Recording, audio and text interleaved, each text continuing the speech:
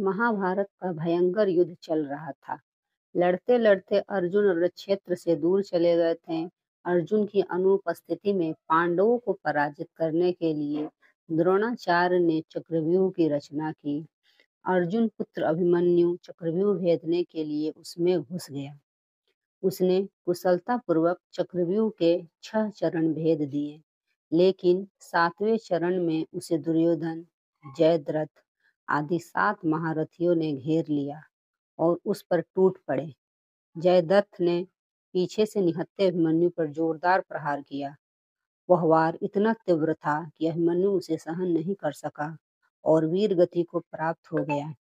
अभिमन्यु की मृत्यु का समाचार सुनकर अर्जुन क्रोध से पागल हो उठा। उसने प्रतिज्ञा की कि यदि अगले दिन सूर्यास्त से पहले उसने जयद्रथ का वध नहीं किया तो वह आत्मदाह कर लेगा। जयद्रथ भयभीत होकर दुर्योधन के पास पहुंचा और अर्जुन की प्रतिज्ञा के बारे में बताया। दुर्योधन उसका भय दूर करते हुए बोला, चिंता मत करो मित्र, मैं और सारी कौरव सेना तुम्हारी रक्षा करेंगे। अर्जुन कल तुम तक नहीं पहुंच पाएगा, उसे आत्मदाह करना पड़ेगा। अगले दिन युद्ध शुरू हुआ। अर्जुन की आंखें जयद्रथ को ढूंढ रही थी, किंतु वह कहीं नहीं मिला। दिन बीतने लगा। धीरे धीरे अर्जुन की निराशा बढ़ती गई। यह देख श्री कृष्ण बोले, पार्थ, समय बीत रहा है और कौरव सेना ने जयद्रथ को रक्षा कवच में घेर रखा है, अतः तुम शीघ्रता से कौरव सेना का संहार करते हुए अपने लक्ष्य की ओर बढ़ो। यह सुनकर अर्जुन का उत्साह बढ़ा और वह जोश से लड़ने लगे, लेकिन जयद्रथ तक पहुंचना मुश्किल था। संध्या होने वाली थी।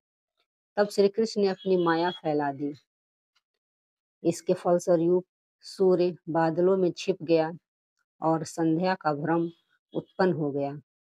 संध्या हो गई और अब अर्जुन को प्रतिज्ञावश आत्मदाह करना होगा। यह सोचकर जयद्रथ और दुर्योधन खुशी से उछल पड़े।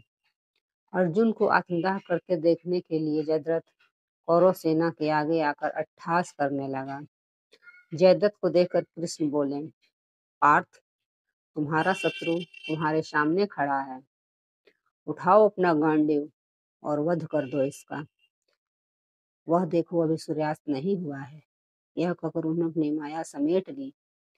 देखते ही देखते सूर्य बादलों से निकल आया।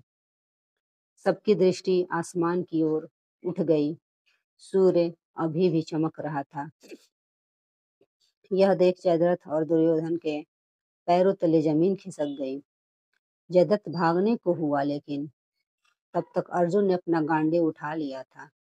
तभी श्री कृष्ण चेतावनी देते हुए बोले, हे अर्जुन, जयद्रथ के पिता ने इसे वरदान दिया था कि जो इसका मस्तिष्क जमीन पर गिराएगा उसका मस्तिष्क भी 100 टुकड़ों में विभक्त हो जाएगा। इसलिए यदि इसका सिर जमीन पर गिरा तो तुम्हारे सिर के भी 100 टुकड़े हो जाएंगे। हे पार्थ, उत्तर दिशा में यहाँ से 100 योजन की दूरी पर जयद्रथ का पिता तप कर रहा है।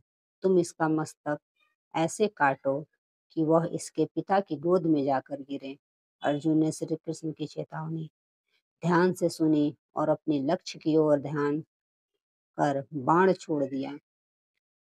उस बाण ने जयद्रथ का सिर धड़ से अलग कर दिया और उसे लेकर सीधे जयद्रथ के पिता की गोद में जाकर गिरा।